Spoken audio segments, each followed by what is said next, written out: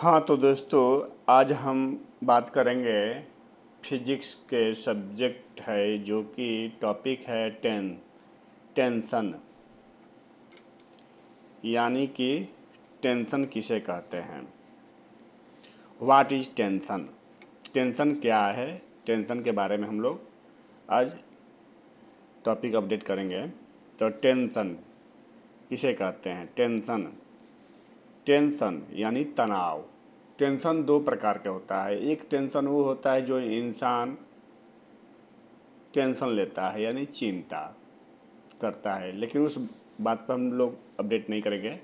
हम लोग का टॉपिक है टेंशन यानी तनाव, जो कि भौतिकी में हम लोग पढ़े हैं कि टेंशन किसे कहते हैं।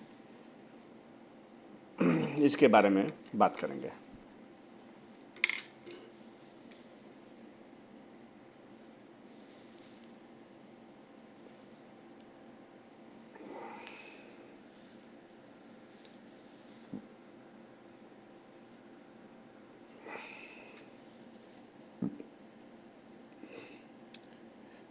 टेंशन किसे कहते हैं।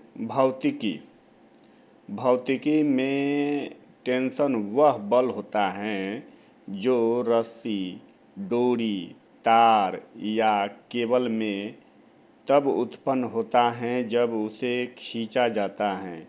यह बल हमेशा खींचने का काम करता है, धक्का नहीं देता। ये जो बल होता है, टेंशन फोर्स जो होता है, ये धक्का नहीं देता है, ये खींचने का काम करता है। इसको हम सिंपल इसका डिफिनेशन है कि जब कोई वस्तु रस्सी तार से लटकी होती हैं तो रस्सी के अंदर जो खिंचाव होता है वही टेंशन कहते हैं। जैसे मान लीजिए सपोज दैट कि ये क्या है, ये कोई वस्तु हो गया। इस वस्तु में हम तार बांध देंगे और इसको टांग देंगे। इसमें इसके बीच में जो खिंचाव पैदा होगा वही टेंशन है यानी तनाव है। फॉर एग्जाम्पल कि रस्सी से लटका हुआ वजन, लिफ्ट की केबल, झूले की जंजीर।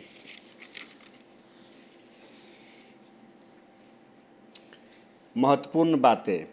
तनाव बल हमेशा रस्सी की दिशा में लगता है। तनाव जो होता है हमेशा रस्सी की दिशा में लगता है। यह केवल खींचता है, धक्का नहीं देता है। दोस्तों, सरल भौतिकी में रस्सी को द्रव्यमान रहित माना जाता है। आदर्श स्थिति में एक ही रस्सी में तनाव हर जगह समान होता है। इसका इकाई क्या है। इसका जो इकाई होता है न्यूटन्स होता है, जो कि एन से डिनोट करते हैं हम लोग, एन से। सिंपल फार्मूला इसका क्या है। यदि कोई द्रव्यमान एम स्थिर अवस्था में लटका हो तो टेंशन टी बराबर, यानी टी हो गया टेंशन, एम माने मास, जे माने ग्रेविटी। अब इसको हम यहाँ बता रहे हैं कि T equal to M G. Simple language में हम इसे क्या कहेंगे, T equal to M G. एक वस्तु ही बेसिक है, T equal to M G एक बहुत ही बेसिक फार्मूला है जो तब लागू होता है जब कोई वस्तु रस्सी से लटकी हो और स्थिर अवस्था में यानी रेस्ट करता हो, यानी उसमें दोलन ना हो, झूलता ना हो। ये जैसे मान लीजिए कि इसको मैं बांध दिया, चुपचाप बेचारा लटका हुआ है, यानी रेस्ट अवस्था में हो। अब इसका हम मीनिंग ऑफ फार्मूला, टी से क्या होता है टेंशन यानी तनाव, एम से मास यानी वस्तु का द्रव्यमान, जी से ग्रेविटेशनल एक्सीलरेशन यानी गुरुत्व त्वरण का वैल्यू होता है 9.8 मीटर पर सेकेंड स्क्वायर, यानी तनाव इजकल टू होता है वजन। इसको हम शॉर्ट में डिनोट करेंगे टी इजकल टू डब्लू, यानी टेंशन इजकल टू वेट।